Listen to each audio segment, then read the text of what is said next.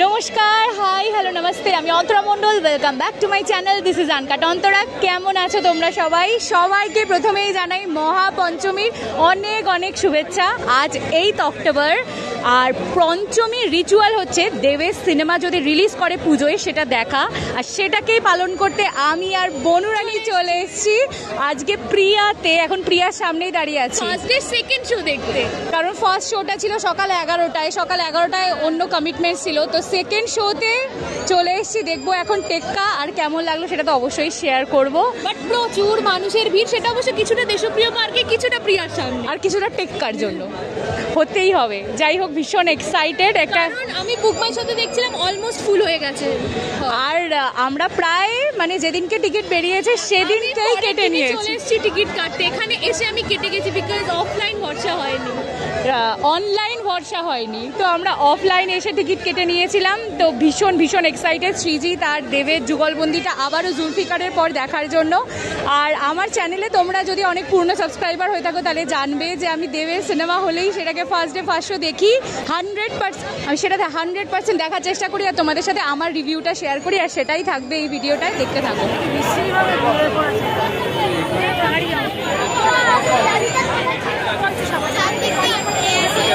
একদম first day ছিলাম, আর finally একটা পোস্টার পেয়েছি, এখানে কয়েকটা ছবি তুলবো, তারপর উপরে যাবো। আমি এতটা বেশি এক্সাইটেড না, সারাদিন ধরে ঘুরলাম, আর আজ মানে এই সময়টার জন্য জাস্ট জমিয়ে রেখেছিলাম এক্সাইটমেন্ট, মানে এনার্জি, সব কিছু। আর আগে তো সারাদিন ধরে এনার্জি কনজিউম করেছি, কোথাও যাইনি, শুধু ল্যাব খেয়েছি, বাড়ি বসে মাত্র এখানে আসবো। ও বাড়ি থেকে এসছে ডিরেক্ট, আর আমি আজ সারাদিন নর্থের ঠাকুর দেখেছি। সকাল 9টার সময় বাড়ি থেকে বেরিয়েছি, আর এখন বাজে 6:50 শো, সেটাই যাবো। এখন 6:30 বাজে। ঢুকলাম, কয়েকটা ফটোস তুলি, দেন উপরে যাবো। ইস টিকিট কা कीमत तुम क्या জানো টেক্কা বাবু।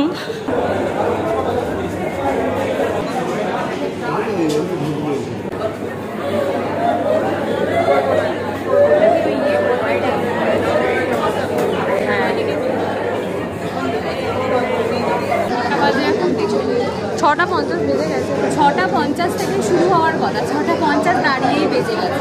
এখনো আগের শোয়ের লোকজন বেরোচ্ছে।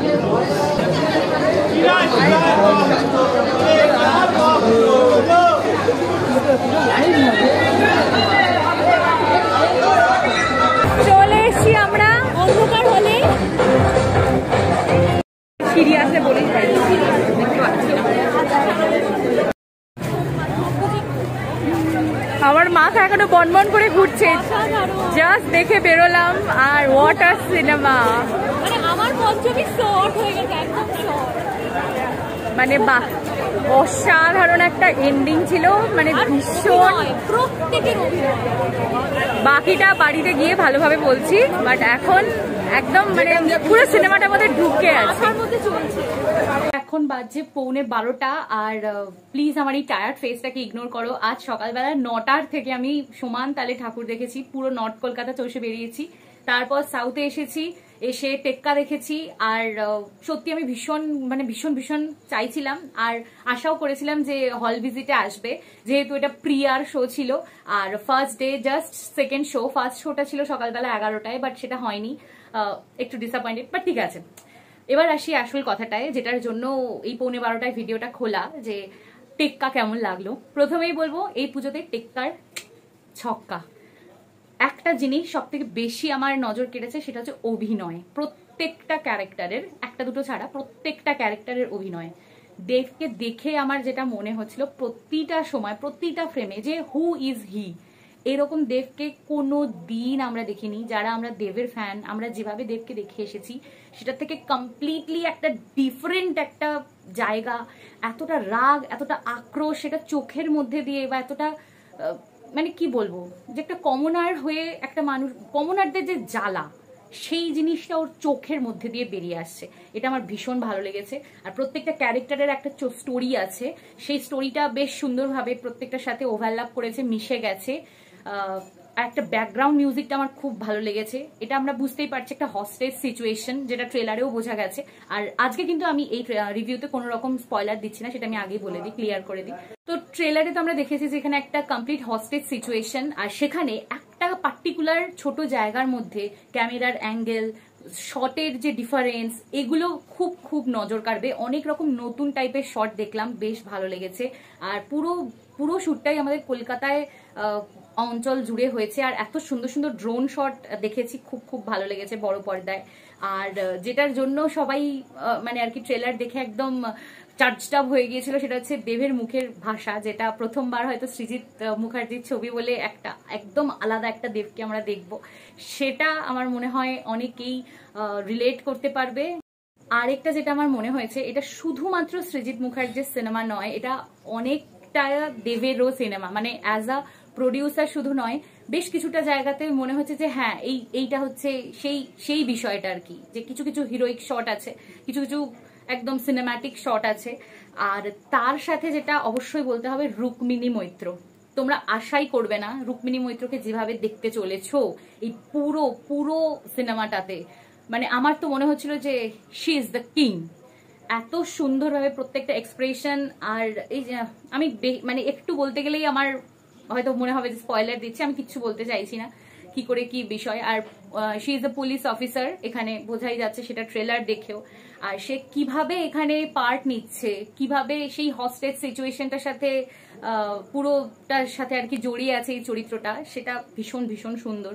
আর অনেক সময় আমার বারবার যেটা মনে হয়েছে যে কিছু কিছু চরিত্রকে আমরা ট্রেলারে দেখেছি খুটখাট, সেগুলোকে আমরা হয়তো গুরুত্বই দিইনি, কিন্তু সেগুলোই এখানে বড় বড় বাঘা বাঘা ক্যারেক্টার হয়ে ফিরে আসছে। এই বিষয়টা আমার একটা বেশ ভালো লেগেছে, যে তাসের হয় না যে সেই তাসের কার্ড আমি বার করছি আস্তিন থেকে, ঠিক সেরকম একটা ফিল। আর গানগুলো তো আমার আগে ভীষণই ভালো লেগেছিল, যখনই বেরিয়েছে হাত বাড়িয়ে। আর তারপর যে তাসের দেশে গানটা, সেটা একদম গায়ে কাটা দেওয়ার মতো কথাগুলো। আর গানের যে পিকচারাইজেশনটা সিনেমার মধ্যে হয়েছে, সেটা এত সুন্দরভাবে মিলেছে না, মনে হবে যে আরে এটাই তো আমার জীবন, এই তো আমি। মানে তোমরা সিনেমাতে দেখতে পাবে আর কি নিজেদেরকে, আরে এই চরিত্রটাই আমি, বা এরকমই আমার দিন কাটে প্রত্যেকদিন। এটা আমার বেশ একটা ভালো লেগেছে, রিলেটেবল লেগেছে আর কি। তো এই হচ্ছে পুরোটা আমার সিনেমার পজিটিভ দিক যেগুলো বললাম। আর হ্যাঁ, সব থেকে বড় পজিটিভ দিক হচ্ছে এন্ডিং। What an ending!